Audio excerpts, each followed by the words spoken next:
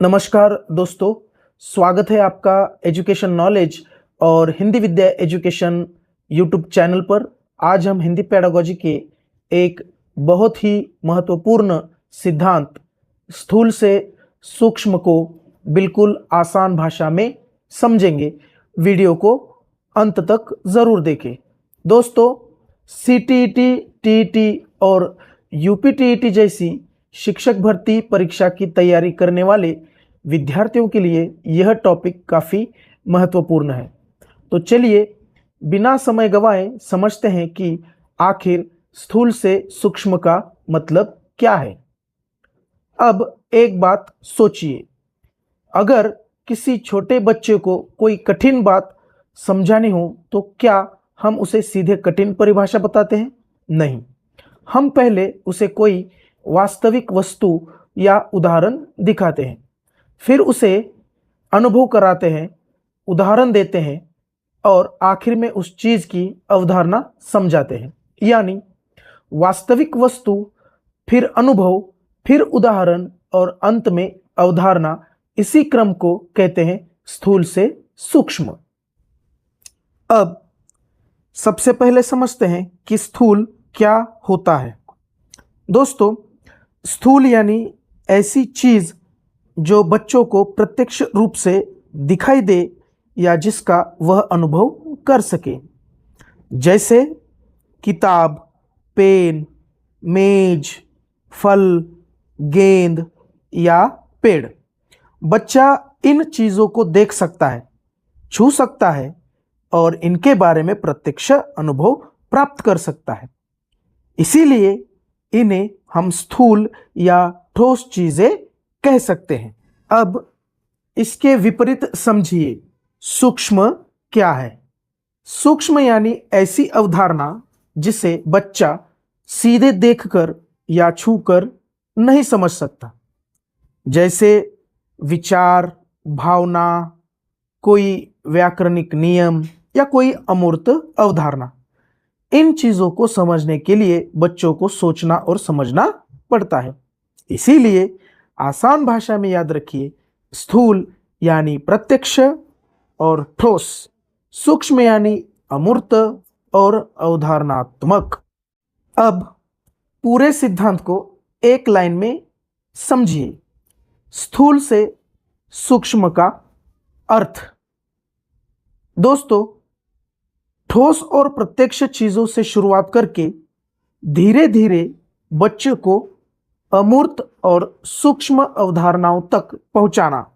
यानी शिक्षक पहले बच्चों को अनुभव देता है, फिर उस अनुभव को समझ विकसित करता है और अंत में नियम या अवधारणा बताता है। इसीलिए याद रखिए, पहले अनुभव, फिर समझ और फिर नियम। अब इसे हिंदी के एक बहुत ही आसान उदाहरण से समझते हैं। मान लीजिए शिक्षक को बच्चों को संज्ञा पढ़ानी है। शिक्षक शुरुआत में सीधे संज्ञा की परिभाषा नहीं बताएगा, वह पहले बच्चों को उदाहरण देगा, जैसे यह राहुल है, यह किताब है, यह मेज है और यह दिल्ली है। अब शिक्षक बच्चों से पूछेगा, इन सभी में क्या समान है? तो बच्चे धीरे धीरे समझेंगे कि ये सभी किसी व्यक्ति, वस्तु या स्थान के नाम है। अब शिक्षक अंत में बताएगा कि इन नामों को संज्ञा कहते हैं। यानी शिक्षक ने पहले प्रत्यक्ष उदाहरण दिया और बाद में व्याकरण की अवधारणा समझाई। यही है स्थूल से सूक्ष्म सिद्धांत। अब इस सिद्धांत का पूरा क्रम देखते हैं।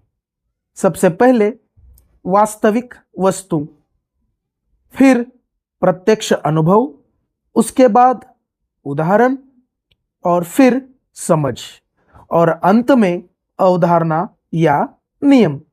तो इस पूरे क्रम को आप एक लाइन में याद रख सकते हैं।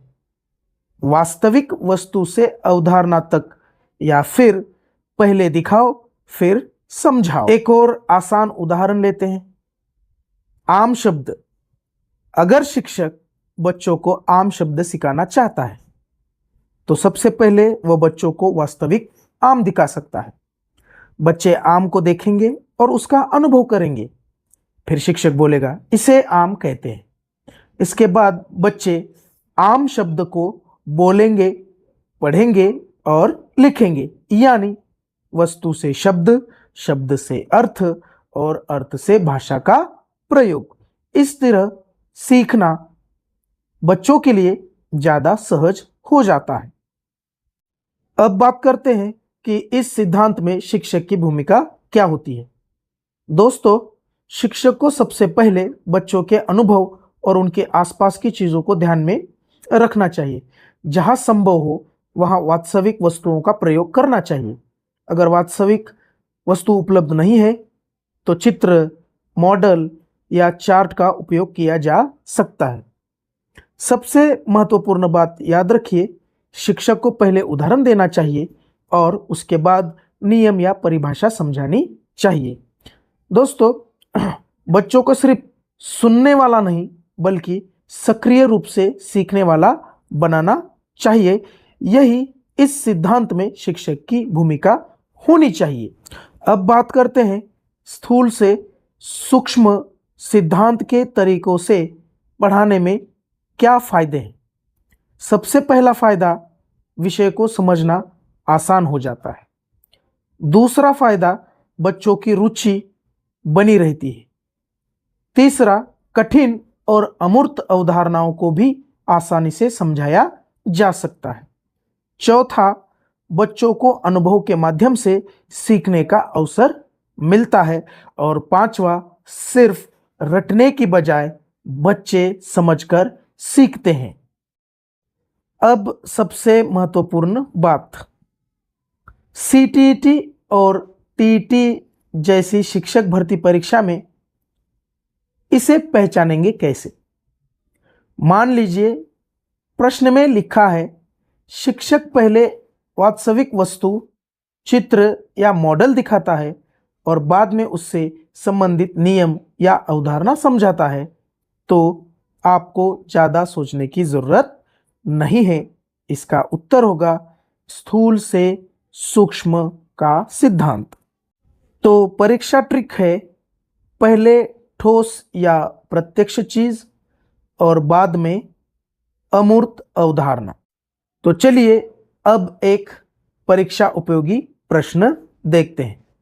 एक शिक्षक बच्चों को संज्ञा समझाने के लिए पहले व्यक्ति, वस्तु और स्थान के उदाहरण देता है और बाद में संज्ञा की परिभाषा समझाता है।